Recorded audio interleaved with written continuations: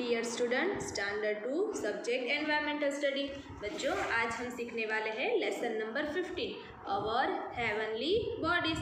आज हम जो स्काई में जो डिफरेंट प्लैनेट्स, स्टार्स वगैरह होते हैं उसके बारे में सीखेंगे। हमारे बॉडी में भी बहुत सारे पार्ट्स होते हैं, उसी तरह से पूरे स्काई में भी बहुत सारे पार्ट्स होते हैं। तो स्टार्ट करते हैं बच्चों। आप सब लोग भी आपकी टेक्स्ट बुक में पेज नंबर 86 ओपन कर लेना है।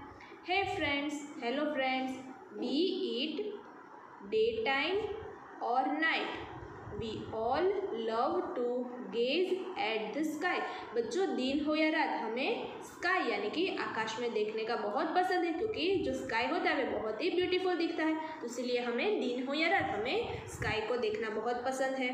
The sky looks beautiful at any point of time। बच्चों, स्काई है वो हम कभी भी देखें वो बहुत ही ब्यूटीफुल दिखता है।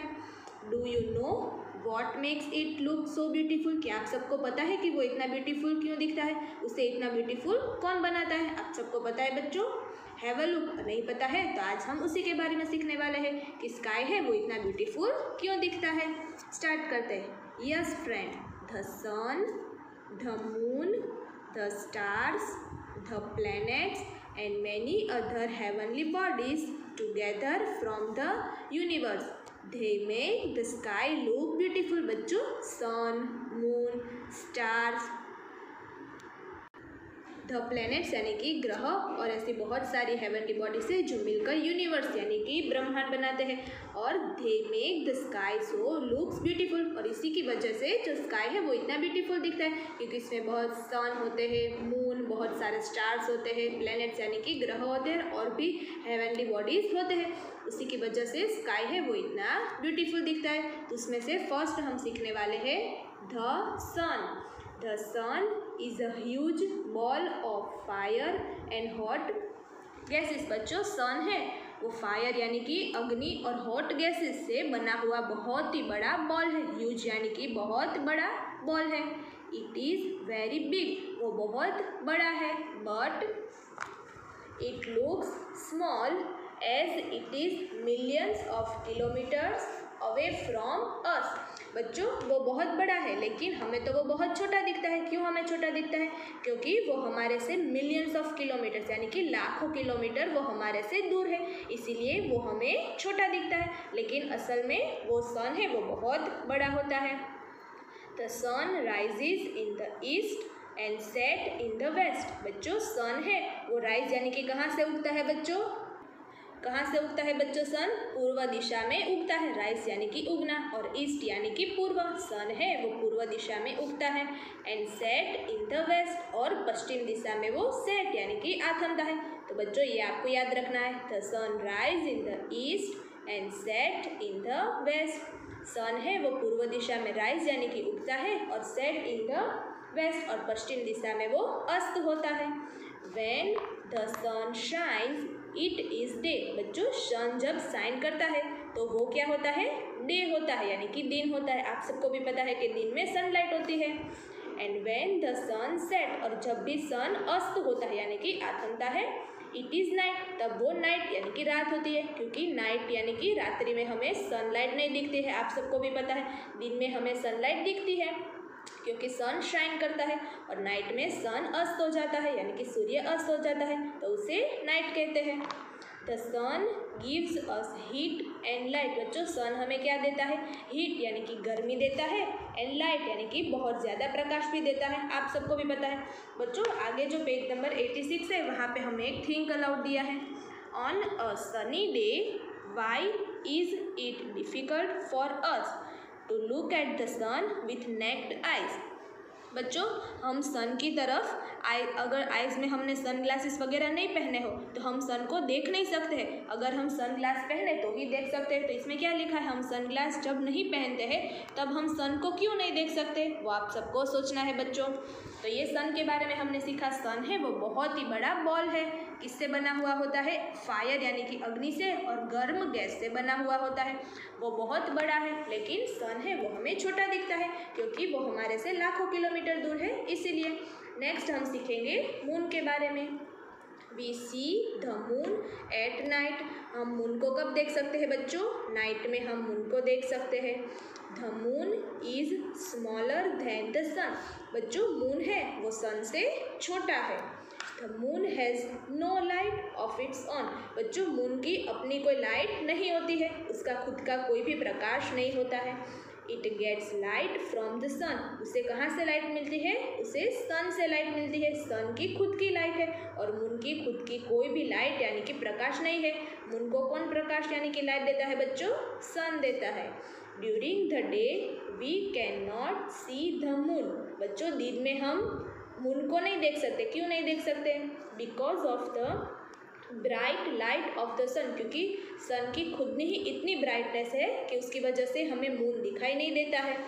At night when it becomes dark it shines and appear to be silver. यानी कि जब रात में अंधेरा हो जाता है तो फिर क्या होता है? तो ये मून है वो चमकता है और चांदी जैसा दिखता है। सिल्वर यानी कि चांदी। आप सबको भी पता है कि चांदी का रंग भी मून की तरह होता है। तो नाइट में वो चमकता है और चांदी के जैसे दिखता है। The moon is the natural satellite of the earth. बच्चों मून है वो नेचुरल सैटेलाइट है अर्थ का। यानी कि ये जो मून है वो अर्थ यानी कि पृथ्वी का प्राकृतिक उपग्रह है। सैटेलाइट यानी कि उपग्रह है। अब आगे देखते हैं। देखो यहाँ पे आपको एक फैक्ट फाइल दी है। Neil Armstrong was the first person to land on moon. बच्चों मून पे सबसे पहला जाने वाला पर्सन कौन था बच्चों? Neil Armstrong. ये आपकी जनरल नॉलेज के लिए बहुत ही हेल्पफुल होगा, तो ये आपको याद रखना है। नेक्स्ट हमें एक वर्क सेशन दिया है, उसमें आपको क्या करना है बच्चों? Observe the moon for 30 consecutive days. What do you notice. बच्चों आपको कंटिन्यूस 30 डेज मून को देखना है। What do you notice? What do you notice फिर आपको क्या करना है? आपको नोटिस करना है कि हर रोज़ मून में क्या क्या चेंजेस होते हैं। आपको कंटिन्यूस 30 डेज देखना है और फिर आपको ऑब्जर्व करना है और फिर आपको नोटिस भी करना है कि आपको क्या चेंजेस दिखाई देता है मून में। हमने सीखा सन और मून के बारे में। अब नेक्स्ट आता है द स्टार्स। आप सबने स्टार्स तो देखे ही होंगे। Stars are huge ball of hot burning gases. बच्चों ये जो स्टार्स है वो हॉट बर्निंग गैसेस यानी कि गर्म जलने वाली जो गैस होती है उससे बना हुआ बहुत ही बड़ा बॉल है। We see millions of stars twinkling at night. बच्चों हम नाइट में लाखों से भी ज़्यादा तारे देख सकते हैं। किस तरह के तारे? ट्विंकलिंग यानी कि चमकते हुए तारे हम नाइट में देख सकते हैं। They look like shining diamonds in the sky. वो स्काई में किस तरह से देखते हैं? जैसे कि डायमंड हो वो शाइन कर रहा, उस तरह से वो दिखता है। They appear very small to us as they are far away from us. बच्चों वो बहुत छोटे दिखते हैं तारे, क्योंकि वो भी हमारे से बहुत दूर है, इसीलिए वो छोटे दिखते हैं। असल में वो बहुत बड़े होते हैं। Stars have a light of their on. बच्चों स्टार्स की खुद की रोशनी है। हमने देखा ना आगे कि मून जो है उसकी खुद की कोई भी रोशनी नहीं है, उसे किससे लाइट मिलती है? सन से, और सन की खुद की लाइट है। उसी तरह से ये चार जो स्टार्स है उसके खुद की लाइट है। The sun is also a star. बच्चों हमने सन के बारे में आगे सीखा, वो भी एक तरह का स्टार यानी कि तारा है। The brightest star in the northern sky is the pole star. बच्चों पोल स्टार यानी कि ध्रुव का तारा। आपने ध्रुव का तारा देखा होगा। नॉर्थन स्काई उत्तरी आकाश का जो सबसे ब्राइटेस्ट यानी कि सबसे चमकीला तारा होता है वो कौन सा है बच्चों? पोल स्टार यानी कि ध्रुव का तारा। नॉर्थन स्काई यानी कि उत्तर दिशा की तरफ जो स्काई होता है उसे नॉर्थन स्काई कहते हैं, और वहाँ पे जो सबसे ब्राइटेस्ट यानी कि सबसे चमकीला तारा जो दिखता है उसे पोल स्टार यानी कि ध्रुव का तारा कहते हैं। Early man use to pole star to tell direction during at night. बच्चों अर्ली मैन यानी कि पहले के जो लोग थे उस समय दिशा जानने के लिए वो इस तरह के स्टार्स का यूज़ करते थे। ये पोल स्टार है उसकी तो जगह फिक्स है कि वो नॉर्दर्न यानी कि उत्तरी दिशा के स्काई में दिखता है, तो उसी की तरफ से उसको जो भी दिशा में जाना हो वो उस तरह से डायरेक्शन को तय कर लेते थे। तो पोल स्टार है उसका इस तरह से यूज़ होता था। पहले के ज़माने के लोग उसे इस तरह यूज़ करते थे। यहाँ पे हमें एक थिंक अलाउड दिया है। What makes the star shine. बच्चों ये जो स्टार है क्या वो शाइन करते हैं, वो आपको सोचना है। नेक्स्ट हम देखते हैं द प्लैनेट्स यानी कि ग्रहों के बारे में अब देखते हैं बच्चों हम। There are 8 planets which revolve around the sun। बच्चों टोटल कितने प्लैनेट्स है? 8 प्लैनेट्स है जो सन के चारों दिशा में घूमते हैं। ये सारे जो प्लैनेट्स है वो सन के चारों दिशा में अराउंड यानी कि उसके चारों दिशा में घूमते हैं। Our earth is one of them. बच्चों हम कहाँ पे रहते हैं अभी? पृथ्वी में, तो वो भी एक प्लैनेट है। ये 8 प्लैनेट में से एक प्लैनेट है अर्थ जिसमें हम रहते हैं। Planets have their on moons और सैटेलाइट। बच्चों ये जो प्लैनेट है उसके खुद के मून और सैटेलाइट उपग्रह होते हैं। प्लैनेट्स के खुद के मून और उपग्रह होते हैं। Planets and satellites have no lights of their own. ये प्लैनेट्स यानी कि ग्रहों और उपग्रहों के खुद की कोई भी लाइट नहीं होती है। They shine because they reflect the light of the sun. बच्चों वो किस तरह से शाइन करते हैं? क्योंकि सन की रिफ्लेक्शन उस पर होती है, इसीलिए वो सारे प्लैनेट्स और सैटेलाइट शाइन करते हैं। उसकी खुद की कोई भी लाइट नहीं होती है। आगे देखते हैं। The sun and the 8 planets along with their moons और सैटेलाइट मेकअप सोलर सिस्टम। बच्चों सन और ये सारे जो 8 प्लैनेट्स और उसके जो मून्स और उपग्रह है वो क्या बनाते हैं? सोलर सिस्टम बनाते हैं। सूर्य 8 ग्रहों उपग्रहों और उसके जो मून होते हैं वो सारे मिलकर क्या बनाते हैं बच्चों? सौर मंडल बनाते हैं। सोलर सिस्टम यानी कि सौर मंडल बनाते हैं। देखो आपको यहाँ पे एक फैक्ट फाइल दी है। Venus is known as the morning star as well as the evening star but it is a planet. बच्चों वेनस यानी कि जो शुक्र का तारा है उसे मॉर्निंग स्टार भी कहते हैं और इवनिंग स्टार भी कहते हैं, लेकिन वो एक ग्रह है यानी कि प्लैनेट है। वेनस है उसे स्टार यानी कि सुबह का तारा और शाम का तारा भी कहते हैं, लेकिन असल में वो एक ग्रह है। नीचे आपको क्या दिया थिंक अलाउड में? Can you name all the 8 planets. क्या आप 8 प्लैनेट्स के नेम बोल सकते हैं बच्चों? देखो मैं आपको एक बार सुनकर बोलकर बताती हूँ कौन से हैं, आप गिनते जाना।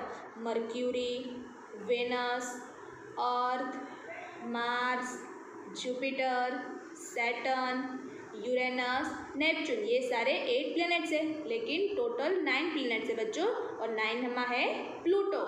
तो ये सारे हमने 8 प्लैनेट्स के नेम बोले, आप सब भी उसे अच्छी तरह से याद रखना। अब आगे देखते हैं। Earth is a beautiful planet. बच्चों प्लैनेट में सबसे ब्यूटीफुल कौन सा है? अर्थ यानी कि पृथ्वी जिसमें हम सब रहते हैं। It is the planet where we live. ये वही प्लैनेट है जिसमें हम रहते हैं। Our earth is like a round ball. बच्चों हम अर्थ यानी कि पृथ्वी पे रहते हैं, वो एक राउंड बॉल की जैसे है। It is made up of land and water and is surrounded by air. बच्चों ये जो अर्थ है वो किससे बना हुआ होता है? भूमि और पानी से बना हुआ होता है। And is surrounded by air. Air यानी कि हवा से घिरा हुआ होता है। We share the earth with plants and other animal. बच्चों यह अर्थ यानी कि पृथ्वी है वो हम प्लांट्स यानी कि सारे पेड़ पौधे और अदर एनिमल्स उसके साथ हम शेयर करते हैं, क्योंकि अर्थ पे सारे प्लांट्स और एनिमल्स भी रहते हैं और ह्यूमन बींग्स भी रहते हैं। आगे लिखा है the globe is a model of our earth. Globe हमारी पृथ्वी का एक मॉडल है बच्चों। तो बच्चों आज हमने क्या सीखा लेसन में? हमने सीखा lesson number 15 our heavenly bodies, यानी कि स्काई में कौन कौन सी चीज़ें होती है, क्या क्या होता है बच्चों? प्लैनेट्स होता है, सन, मून, स्टार्स वगैरह होता है। हमने किसके बारे में सीखा? सन के बारे में सीखा। नेक्स्ट हमने सीखा मून के बारे में। उसके बाद हमने किसके बारे में सीखा? स्टार्स के बारे में। और लास्ट में हमने सीखा प्लैनेट्स के बारे में। तो कितने प्लैनेट्स होते हैं बच्चों? 8 प्लैनेट्स होते हैं जो सन की चारों ओर घूमते हैं। अब उसके बाद के पेज पे हमें क्लासरूम एक्टिविटी दी गई है। अब हम पोयम देखते हैं बच्चों। All these heavenly bodies make our universe so beautiful. बच्चों ये सारी जो हमारी हेवनली बॉडीज़ है यानी कि प्लैनेट, स्टार्स, वो सब यूनिवर्स को बहुत ही ब्यूटीफुल बनाते हैं। यूनिवर्स यानी कि ब्रह्मांड को बहुत ही ब्यूटीफुल बनाते हैं। So let us recite this poem with action. तो हमें नीचे एक पोयम दी गई है अवर यूनिवर्स के बारे में। अब हम वो रीड करते हैं। आप सब लोग भी मेरे साथ रीड करते जाना।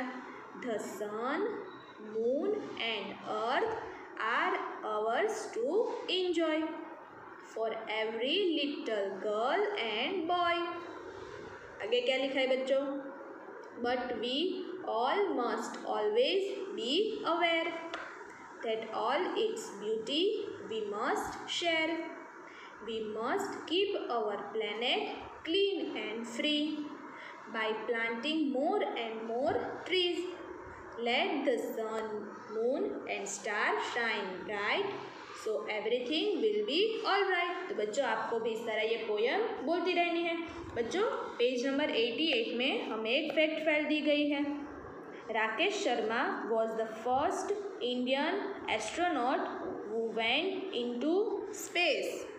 बच्चों ये राकेश शर्मा है, वो पहले भारतीय अंतरिक्ष यात्री थे जो अंतरिक्ष में गए थे. अंतरिक्ष में सबसे पहले कौन गया था बच्चों?